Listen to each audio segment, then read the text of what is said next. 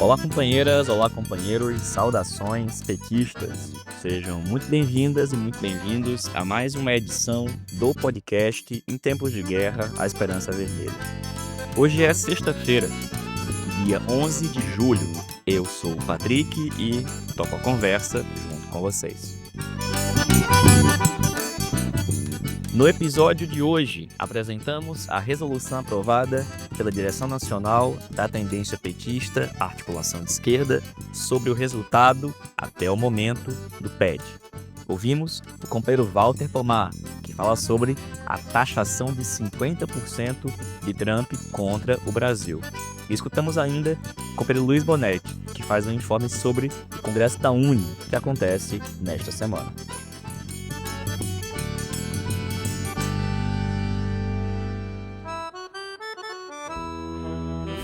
Pessoal, começamos a edição de hoje aqui do podcast falando do PED, o processo de eleições diretas do PT, que aconteceu nesse domingo, dia 7, mas que não terminou. Não terminou porque no domingo, dia 13, ele vai acontecer em Minas Gerais, mas também porque ainda existem diversos recursos que vão ser julgados. Mas a Direção Nacional da Tendência Petista, Articulação de Esquerda, aprovou, nessa semana, uma resolução falando do PED e de outros assuntos. E é essa resolução política que a gente passa a apresentar a partir de agora. A militância petista, a militância que apoiou a chapa Em Tempos de Guerra, a Esperança Vermelha, e a candidatura de Walter Pomar à presidência nacional do PT. A militância que apoiou nossas chapas e candidaturas nos estados e cidades do Brasil.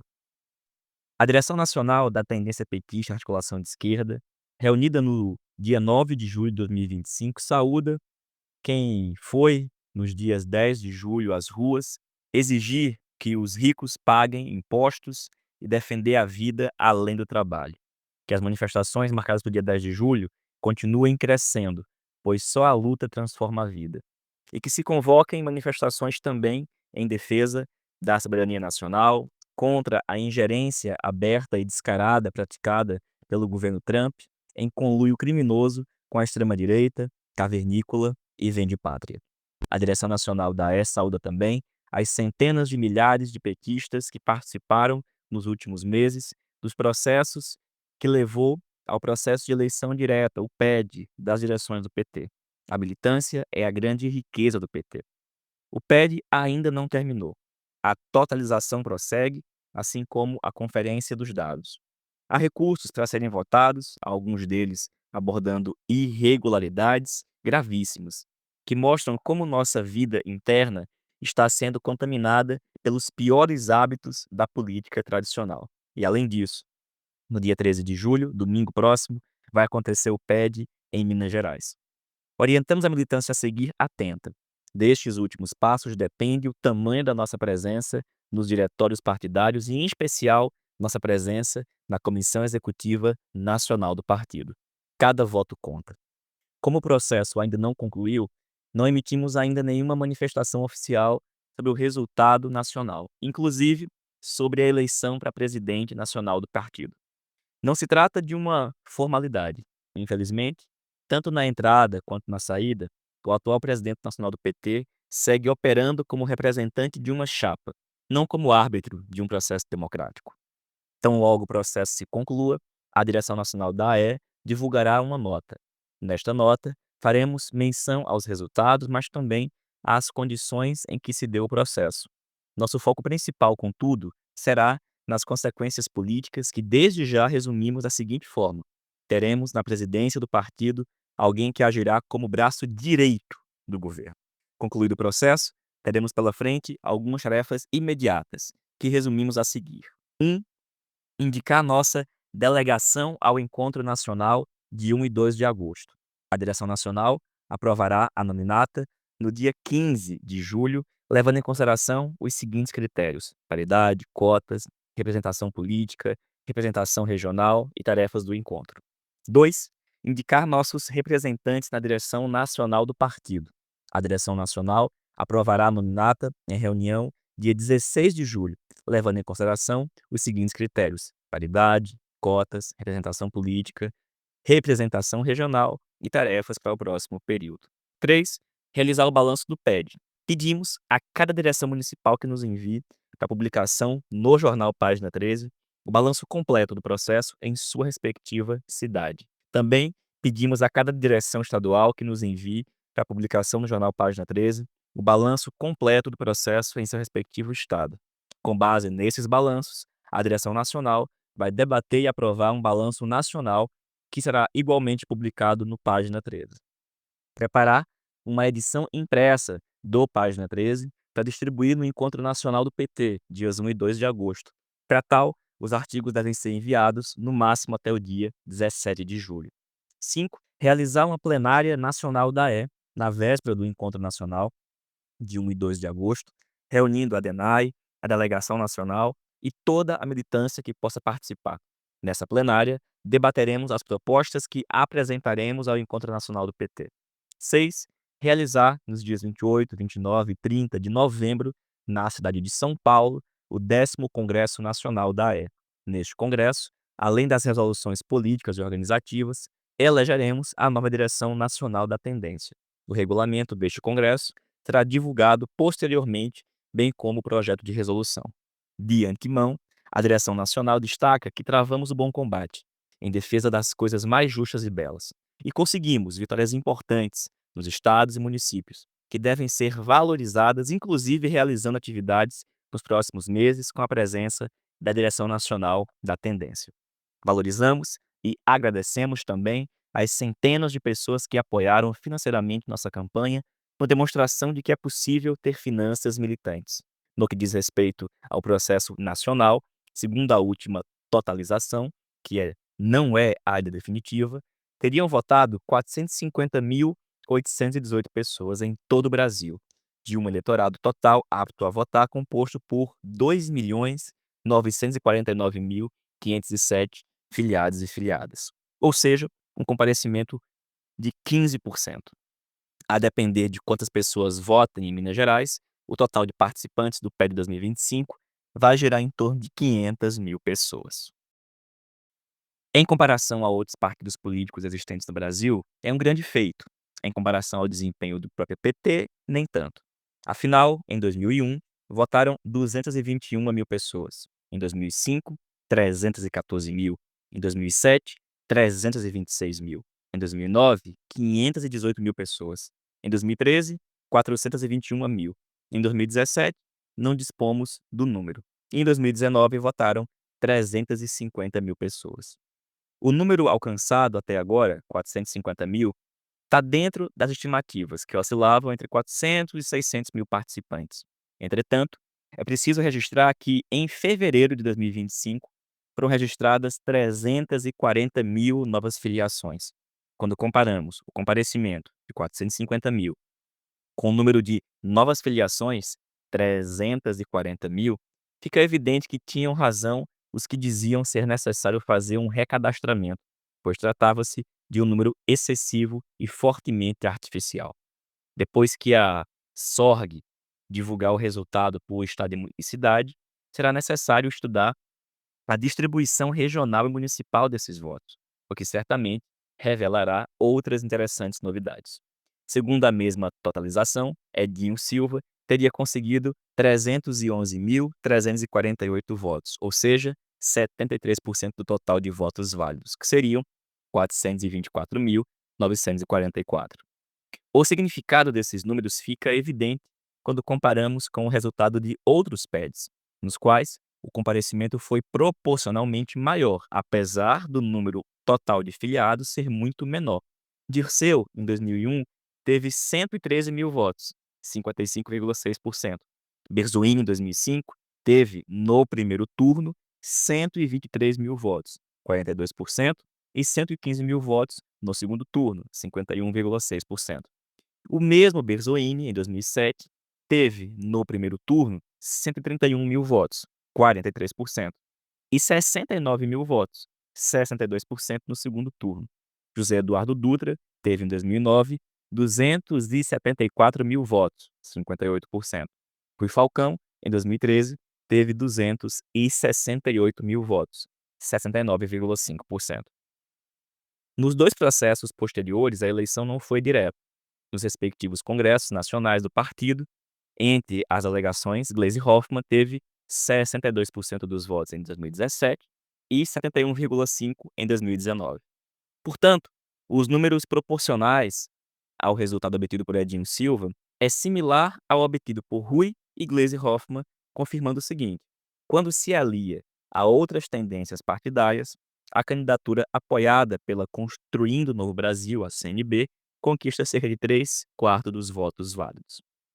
Isso, assim como o resultado obtido nas chapas, sobre o qual falaremos a seguir, é produto de um combo de fatores. Em primeiro lugar, a força política acumulada há décadas, e também as filiações em massa, o uso das máquinas, como o governo federal, os governos da Bahia, do Piauí, Ceará, dezenas de prefeituras, dezenas de mandatos parlamentares, o abuso de poder econômico, o apoio da mídia comercial, a parcialidade de inúmeras direções partidárias e, inclusive, a interferência aberta de políticos de partidos de direita. Tudo o que sempre dissemos sobre o PED se confirma. Na forma como é realizado hoje, traz para dentro do partido os piores hábitos da política tradicional, o que significa desde transporte empresarial de eleitores até compra aberta de votos. Sendo este o contexto, o desempenho das 3 outras candidaturas presidenciais precisa ser analisado com detalhe. Segundo a mesma totalização divulgada pela SORG, Rui Falcão teria recebido 49.572 votos, ou seja, 11,67% dos votos válidos. Romênio Pereira teria recebido 44.167 votos, ou 10,39%. E Walter Pomar teria recebido 19.857 votos, ou 4,67% dos votos válidos. Estes números devem se alterar depois que forem incluídos os votos de Minas Gerais.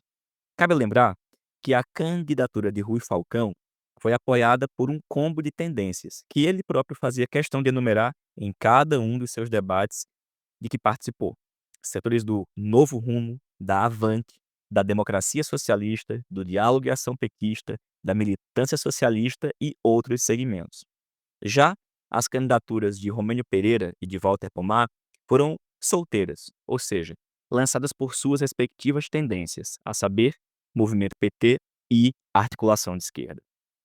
Cabe lembrar ainda que havia uma desproporção total no que diz respeito aos apoios recebidos por cada uma destas candidaturas, no que diz respeito a deputados federais, estaduais, vereadores, presidentes de diretórios partidários, entre outros. Como um voto vale um voto, nada disso altera os resultados em si, mas deve ser levado em conta, mostrando a força relativa da militância da AE e da difusão de nossas posições, o que ficará mais explícito quando dispusermos dos resultados detalhados por estado e por cidades. No que diz respeito às chapas, o resultado foi o seguinte: a chapa da CNB teve 51,62% dos votos, a chapa do Movimento PT, 12,21%. A chapa da Resistência Socialista, 11,22%.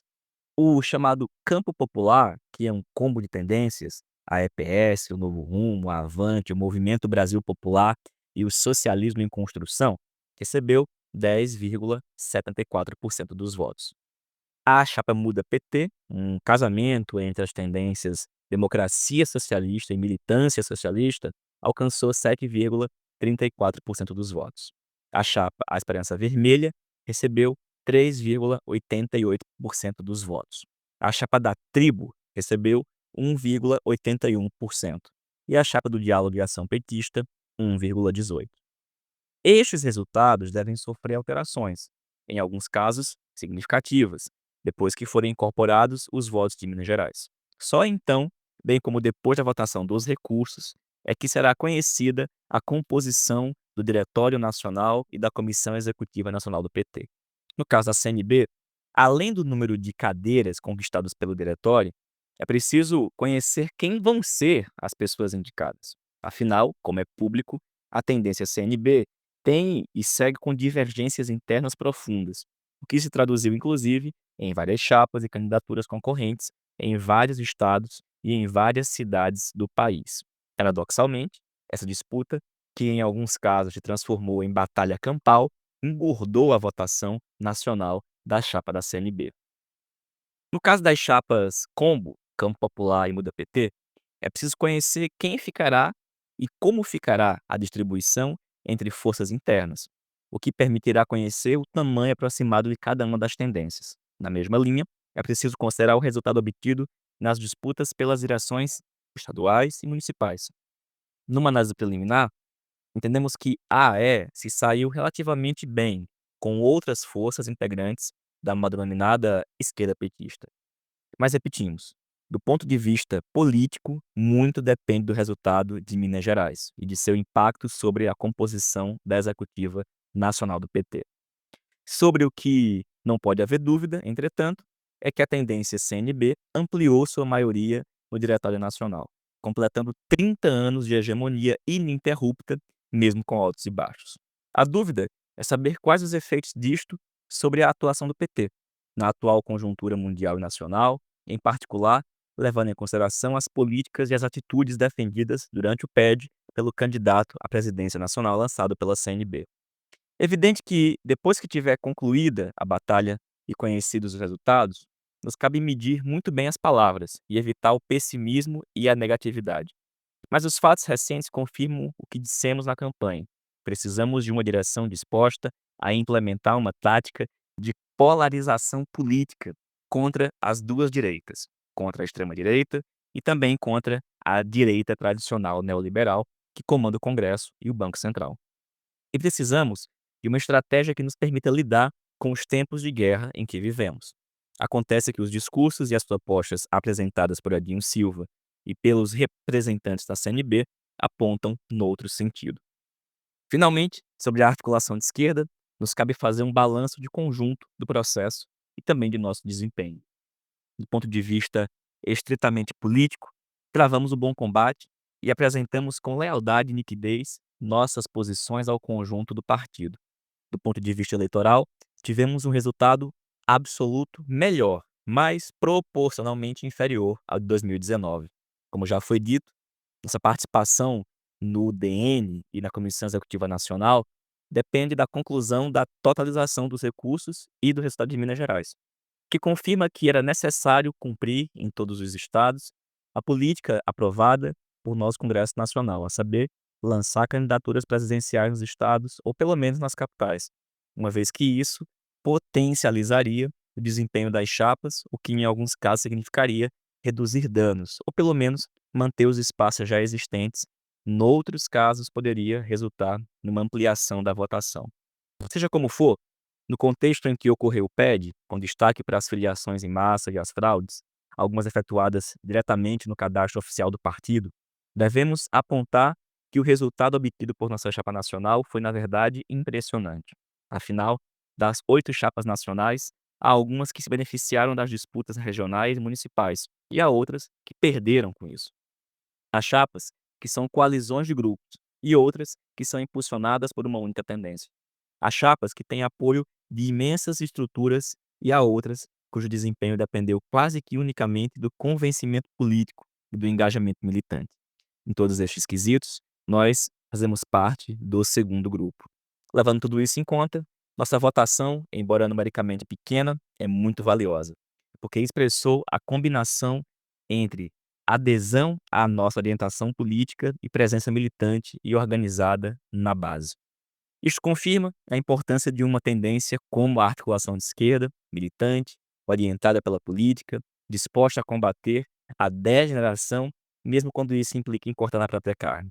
Infelizmente, alguns de nossos aliados mais próximos só se darão conta disso tardiamente, perdendo de vista que era necessário sair do PED acumulando mais organicidade. Neste espírito, devemos voltar a todas as cidades onde recebemos votos e transformar nossa votação em organicidade. Mas repetimos, é indispensável manter nossa representação na Comissão Executiva Nacional do PT. E todos devem contribuir nisso, até às 17 horas do dia 13 de julho deste ano. Seja como for, travamos o bom combate. Diferente de outras tendências, que não apresentaram o que pensam, que se ocultaram em composições, a nossa apresentou com nitidez uma visão programática, estratégica, tática e organizativa. Esse é o ponto de partida para, no próximo período, seguirmos em nossa luta por um Brasil democrático, popular e socialista. Viva o PT, viva a militância, viva quem tem a esperança vermelha batendo do lado esquerdo do peito. Viva a Palestina livre. Na próxima edição aqui do podcast, nós já teremos o resultado do PED, pelo menos com a apuração de Minas Gerais e talvez com o resultado de alguns recursos. Vamos lembrar que em 2019 os recursos demoraram muito tempo para serem julgados e a decisão foi de não julgar. Bom, quando nós tivermos esse resultado final, a gente vai escutar aqui o companheiro Walter Pomar falando da sua candidatura, da nossa campanha e do resultado final do PED, como está dito no nosso texto. Mas hoje a gente convidou o Walter para vir aqui falar de um assunto da conjuntura. E esse assunto é a taxação que Trump fez de 50% dos produtos brasileiros para os Estados Unidos. Para falar desse assunto, a gente escuta agora o companheiro Walter Pomar. Olá, Patrick. Olá, ouvintes do podcast, comandado pelo Patrick Campos Araújo. Pois é, Patrick, a carta que o pato Donald Trump enviou ao presidente Lula é um ultraje sem nenhum rigor. Quem quer que defenda os termos dessa carta, direta ou indiretamente, deve ser tratado como traidor da pátria. E, na nossa opinião, o governo precisa escalar mais. Por exemplo, nós achamos que o governo deveria responder a essa verdadeira declaração de guerra em cadeia nacional de rádio e TV. Infelizmente, a opção do presidente Lula foi dar uma entrevista à Record e outra ao Jornal Nacional. É importante fazer isso, mas é importante falar com o povo sem mediação desses grandes meios. Infelizmente, repito, o presidente escolheu falar ao povo através desses meios. Foi muito importante, nesse sentido, que no dia 10 de julho tivessem ocorrido em algumas cidades manifestações originalmente convocadas para tratar do fim da escala 6x1, da redução da jornada de trabalho e da tributação sobre os ricos, e que nós aproveitamos para agregar na pauta o tema da soberania nacional. É importante que essas manifestações continuem ocorrendo para que a decisão sobre o que o governo vai ou não vai fazer não fique limitada às pressões do Supremo, do Congresso, de dentro do próprio governo e do empresariado. O povo tem que colocar a sua colher nesse angu. Isso posto, estava na cara que isso ia acontecer. Aliás, nas últimas semanas, 3 apostas que foram feitas pelo governo e pelo setor dito majoritário do PT, fracassaram. Primeiro, a aposta de que seria possível fazer um acordo civilizado com o capital financeiro.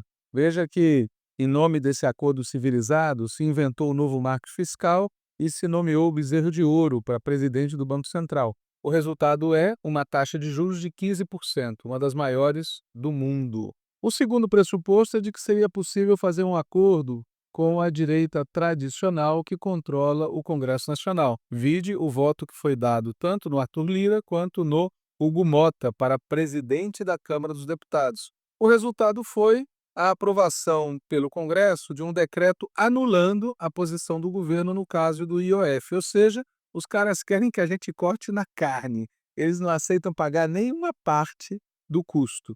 E, em terceiro lugar, houve uma aposta de que haveria relações normais com os Estados Unidos, apesar do Trump. E o que essa carta revela é que não vai haver nenhum tipo de relação normal, muito antes, pelo contrário. Portanto, a gente está vivendo uma contradição e tanto, né? A direção política do governo tinha imaginado uma coisa, está acontecendo outra. O candidato, cavalo do comissário, fez um discurso por uma realidade, nós estamos diante de outra realidade. Portanto, a ver o que vai acontecer e, mais importante ainda, que o povo vá às ruas. Isso posto, recomendo a todo mundo que leia a carta enviada pelo Donald Pato Trump, porque ela revela, em primeiro lugar, que nós estamos diante de alguém que se acha um autocrata, que se dirige a um presidente de outro país, que se dirige às instituições de outro país como se fosse imperador do mundo, como se tivesse direito a dar ordens nas instituições de outros países. Além do mais, nós estamos diante de um mentiroso contumaz, um mitômano. Ele fala que teriam ocorrido ataques insidiosos do Brasil às eleições livres. Fala que estão havendo ataques contra os direitos fundamentais de liberdade de expressão dos americanos, por conta da exigência de que se cumpra a lei brasileira. Fala que há um desrespeito, como eu já disse, a essa liberdade de expressão e reclama que as relações comerciais do Brasil com os Estados Unidos e dos Estados Unidos com o Brasil são negativas para os Estados Unidos, quando a verdade é exatamente o oposto. Nos Estados Unidos é superavitário na relação conosco. Ou seja, é um mitômano, é um imperador mitômano, né? Para além disso, a carta revela com muita nitidez que nós estamos diante não de uma guerra comercial, mas de uma guerra comercial. Não estamos diante de uma questão de política tarifária, mas sim de uma questão de política tarifária. Nós não estamos diante de um problema econômico, mas de um problema de economia política. É muito importante a gente ter isso explícito, porque tem gente, especialmente alguns professores da USP ou que passaram por lá, que ficam falando da irracionalidade das atitudes adotadas pelo Trump, quando na verdade não tem irracionalidade nenhuma. Por trás da aparente loucura tem um método muito óbvio. O que eles estão fazendo é um cerco, cujo objetivo é fazer o Brasil romper com o Sul global. O objetivo é alinhar o Brasil aos Estados Unidos na batalha que está em curso no mundo e, se possível, ganhar uns trocos a mais. Mas o objetivo fundamental não é ganhar os trocos. O objetivo fundamental é romper os BRICS, é romper a aliança do Brasil com o Sul global, é trazer o Brasil para a órbita dos Estados Unidos. É por isso que a carta termina falando que o suposto déficit que não existe na relação Estados Unidos-Brasil seria, atenção, palavras do Trump, uma grande ameaça à nossa economia e, de fato, à nossa segurança nacional. Segurança nacional, Patrick, é disso que se trata. E é por isso que ele termina a carta, o Pato Donald termina a carta dizendo: vocês nunca ficarão decepcionados com os Estados Unidos da América. Bom, a gente já sabe o que acontece com os países que decepcionam o império e não têm musculatura para se defender. Portanto, vamos olhar para além da disputa imediata. Vamos tomar medidas já, desde agora, que levem em conta que nós estamos diante de uma ameaça à nossa segurança nacional, a segurança nacional do Brasil. Ou seja, nós precisamos de medidas imediatas e extraordinárias para construir a nossa soberania alimentar, a nossa soberania energética, a nossa soberania comunicacional, a nossa soberania produtiva, a nossa soberania militar. Ou a gente aproveita essa situação que está criada, que colocou o cavernícola na defensiva, que colocou o candidato do cavernícola em 2026, o Tarcísio, na defensiva, que fez jornais como Estadão, Globo e Folha terem que reconhecer que o governo está agindo corretamente. Vamos aproveitar essa circunstância para colocar em pauta o conjunto da obra. O conjunto da obra é o seguinte: nós não nos contentamos em que não se eleve as tarifas. Nós não nos contentamos com que os Estados Unidos mantenham uma relação educada conosco. Nós queremos ter musculatura para resistir ao jogo bruto que eles estão fazendo e vão continuar fazendo contra o Brasil. No curto prazo, para tentar nos derrotar em 2026, e no médio prazo, para transformar o Brasil em vassalo dessa ordem imperial que os Estados Unidos quer reconstruir, porque, na verdade, eles estão em declínio e sabem disso. E o grande problema de enfrentar um monstro em declínio é que esse monstro tem força suficiente para causar dano. E para que a gente não sofra esse dano, medidas imediatas e extraordinárias em defesa da nossa soberania alimentar, energética, comunicacional, produtiva e militar. É isso que tem que ser feito aqui e agora. Um abraço, Patrick. Valeu, Walter. Obrigado, companheiro. A gente vai seguir nesse assunto na próxima edição. E agora a gente vai escutar o companheiro Luiz Bonetti, lá do Rio Grande do Sul. Essa semana tem congresso da UNE, em Goiânia, Goiás. E é sobre esse congresso que o Luiz fala pra gente.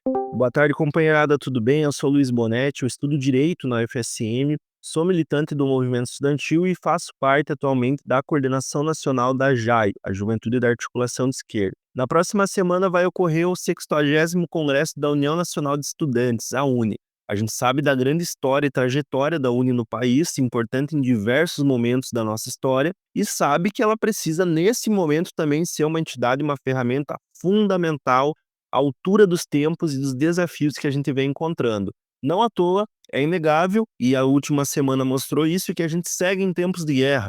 O imperialismo segue querendo avançar, a extrema-direita se organizando, a ilusão com qualquer aliança com o centrão, com a direita, cai por terra dia após dia, e a única coisa nesse momento que pode sustentar de fato o projeto de país que a gente defende, junto com o nosso presidente Lula, é a luta.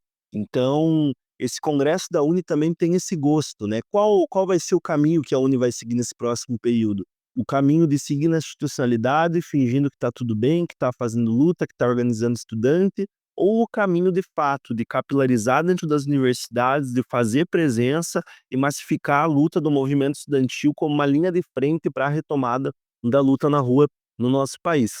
A gente está vendo algumas iniciativas surgirem e é esse segundo caminho que nós acreditamos que a UNE precisa seguir, para que a gente consiga de fato massificar essas iniciativas, como aconteceu, né, nessa semana, dos atos contra, né, a escala 6x1, em defesa do país e da soberania, pela redução da jornada de trabalho com aumento salarial, que de fato são as pautas, né, a taxação dos bilionários, são as pautas que não só aglutinam o povo, como são pautas centrais dentro do projeto popular de país que a gente defende. Então a gente acredita que a UNE precisa sim trazer essas bandeiras, defender essas bandeiras, mas mais que isso, organizar estudante Brasil afora para que isso ocorra.